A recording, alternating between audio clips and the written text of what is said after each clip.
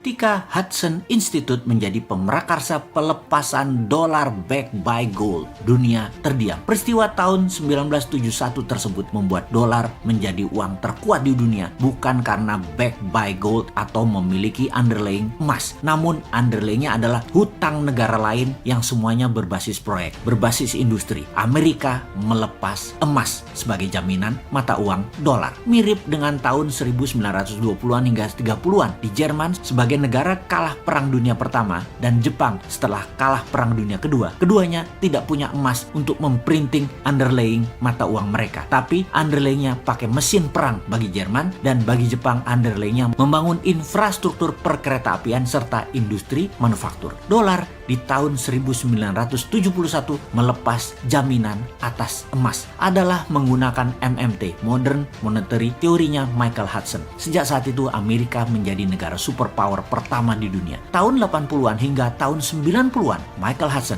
adalah guru besar yang mengajar di kampus di Peking University, di mana hampir semua petinggi politbiro yang saat ini menjabat di Tiongkok adalah murid beliau. Setidaknya mereka semua memahami hal yang sama, yaitu MMT. Sehingga di tahun 1989 pertama kalinya Deng Xiaoping ambil posisi ekonomi dengan mendemokratisasi uang renminbi pakai proyek underlayingnya. MMT dipraktekkan di Tiongkok sejak saat itu. Kedua negara tersebut saat ini menjadi dua negara besar. Yang satu, Amerika, sudah menjadi negara superpower, bahkan dengan kekuatan teknologi, paten, dan free thinking country terbebas di dunia. Amerika belum terkalahkan. Sebagai murid Hudson tidak langsung, karena saya hanya mengikuti buku-bukunya dan belajar dari muridnya Hudson, salah satunya belajar dari Stephanie Kelton, maka sejak 6 tahun yang lalu si Sontoloyo ini menyatakan akan membuat negara Indonesia menjadi negara sejajar dengan dua negara besar tersebut, dan di tahun 2045 akan menjadi negara terkuat di dunia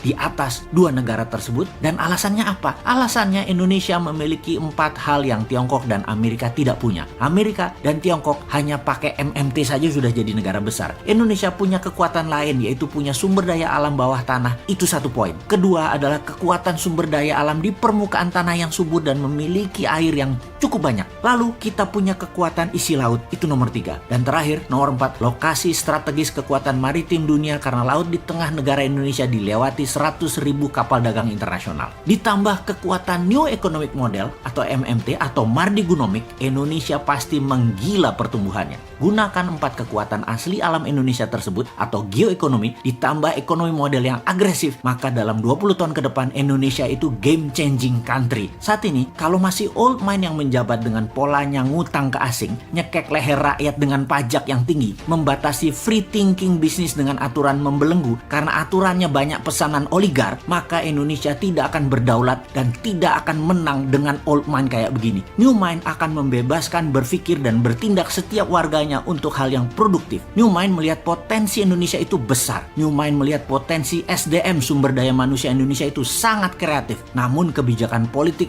parlemen, dan partai membelenggu kreativitas dan potensi. Musuh terbesar bangsa Indonesia adalah sistem politik yang membatasi manusia berkompetisi berdasarkan prestasi dan potensi. Harusnya pilihan politik apapun yang diambil silahkan, tapi menjalankannya adalah mereka yang memiliki visi, potensi, dan kemampuan kelas dunia. Jangan sampai yang dekat dengan pejabat yang dipilih, tim pemenangan yang dipilih, yang memodali yang dipilih, buzzer yang dipilih, yang pintar nyenengin dirinya yang dipilih, yang melindungi dirinya dari pejabat agar selamanya berkuasa itu yang dipilih. Itu yang mendapat jabatan. Jangan itulah. Itu nggak ngurusi rakyat namanya, nggak ngurusi negara namanya. Makanya New Mind selalu bertanya, kok tahun 2024 lama bener ya?